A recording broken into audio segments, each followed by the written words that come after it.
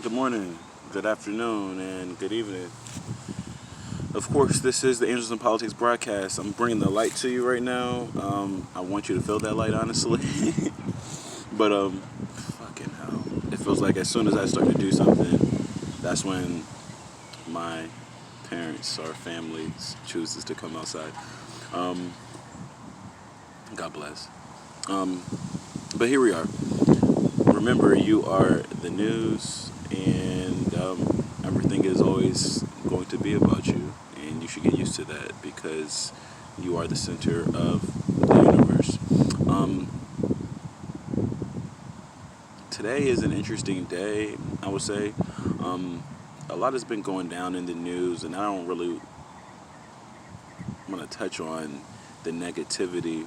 Um, I want to really highlight the positive of what's going on, and people are at home, people are forced to telework, people are forced to be with their families, kids are out of school.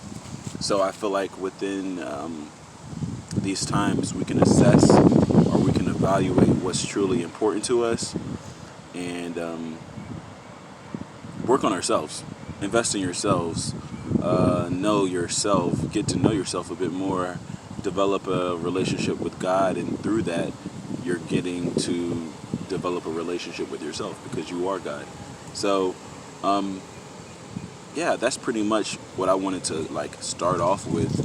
Um, and I don't want you to think like before when I was saying like, oh fucking hell, like I'm upset with being around my parents. It's more so like I like to have my I like to have my own time doing things and have my independence. So somebody might be saying like, well, that means you need to get your own place. But no, it's a balance. I mean, I will be, moving on here and there. But as of right now, it's just a blessing to be with my family. It's a blessing to be with my parents, and I want to make sure that's out there, of course.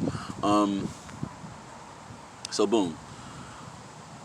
Whilst you're here, whilst you're like in your room, in your apartments, houses, you can start focusing on what I would call deconstructing the ego, and that's just the part of yourself that is can be magnificent. It can be great. It can be your best friend whenever it is tamed and you have control over it, and you're not allowing your impulses to lead you, to guide you, to control you. Um, I have a lot of pollen on my screen. I believe that's because it's that springtime. The spring equinox has like come through in full force. But I mean, I would say the ego for a lot of us hasn't been the most constructive or the most helpful or beneficial facet of our personality because it does lead us astray. We are easily swayed, dissuaded, persuaded by our impulses, desires, our lower self. When we're hungry, we become angry, or they have a term for that now called hangry. I don't think that's a real word, but I understand what they mean by that. We become irritable when we haven't eaten. We become frustrated when things don't go our way. We become upset and almost, yeah, I would say violent when somebody intrudes upon our space and tells us things that we don't want to hear, or makes us feel like we are inferior or belittle us.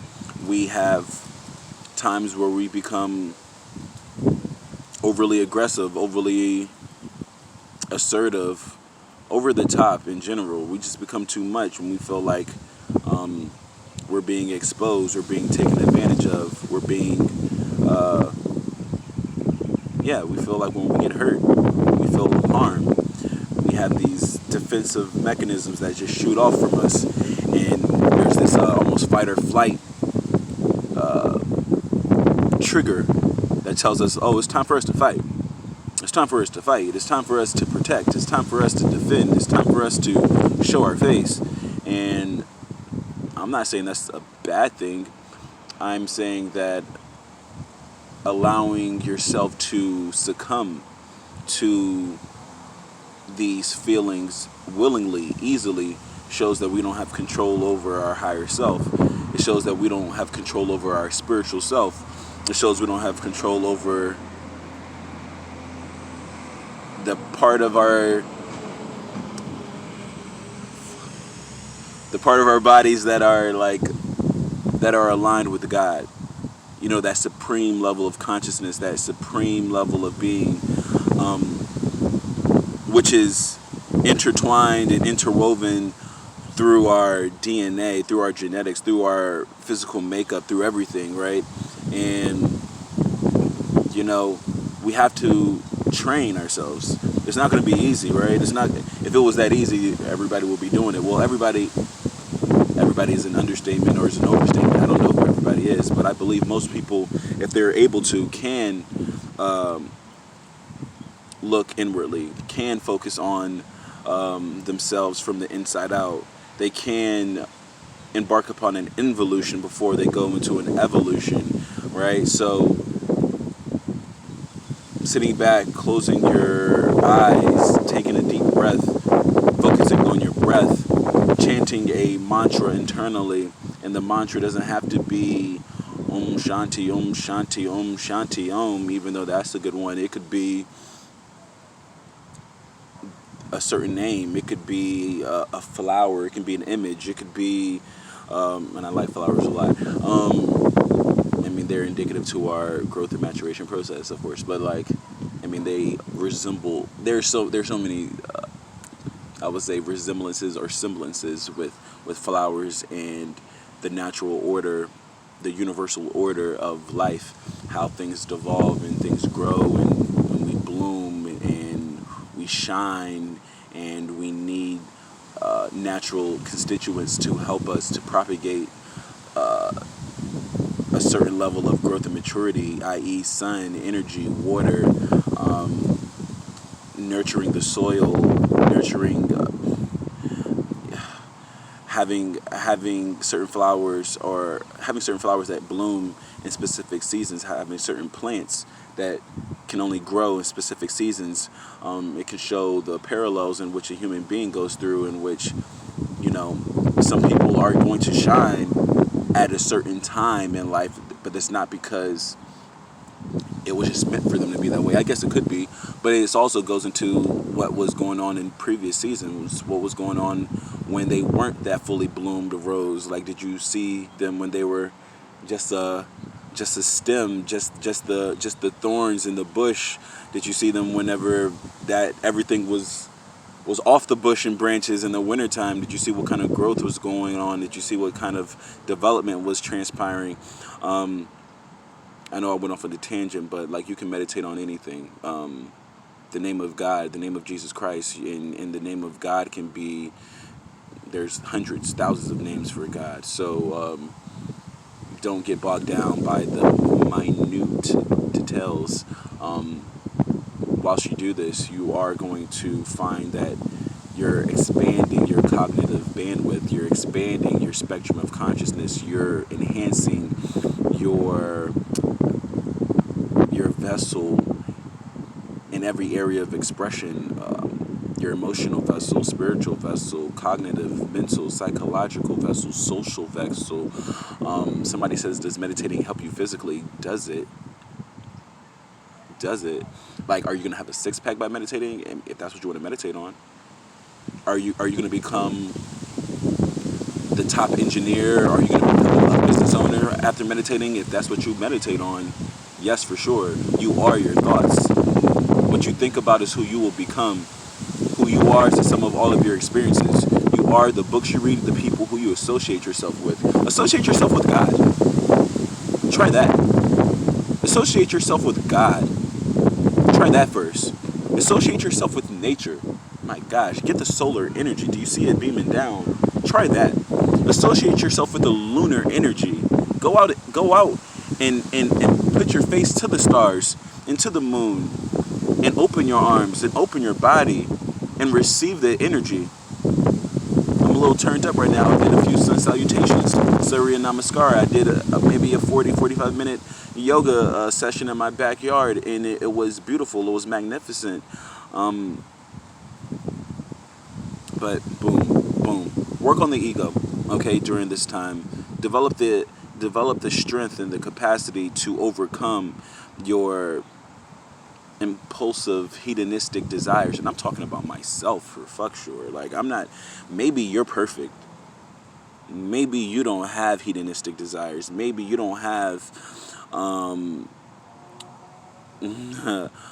a degree of malice or a degree of, you know,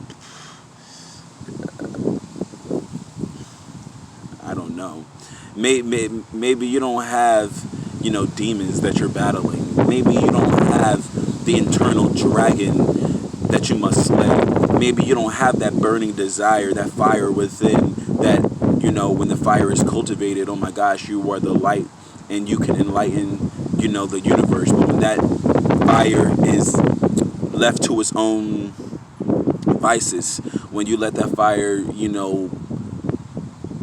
grow and manifest in negativity and hatred and sexual impulses, oh my gosh, that's the same fire that burns down the house. That's the volcano that erupted in Pompeii. That's the fire that leads to despair, disenchantment. That's the fire that leads to divorce. That's the fire that leads to broken relationship. That's the fire that leads to nobody wanting to fuck with you because, hey, you have a bad attitude and you think you're tough shit. You think you're arrogant. You think you're the best thing popping. You think you're the best thing since sliced bread or sliced apples or sliced anything, sliced orange soda. Like, you think you're that person. So, like, no, like, that fire will become detestable. That fire will have your parents not wanting to communicate with you, your family members staying away from you, your homies, your homegirls.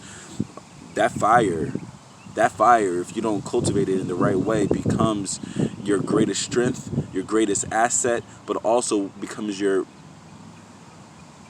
greatest hindrance.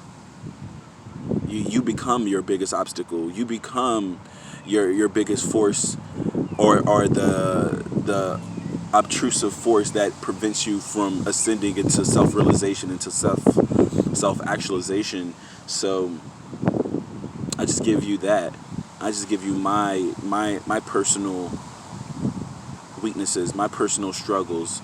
I said it in I guess in a vignette or in a poem. If it wasn't for if it wasn't for my uncontrollable or unrelenting pleasure or passion or desire for the feminine energy, for the feminine archetype, for the divine feminine, just females in general, I feel like I guess I wouldn't be like you, put it that way. I wouldn't be human if I felt that way.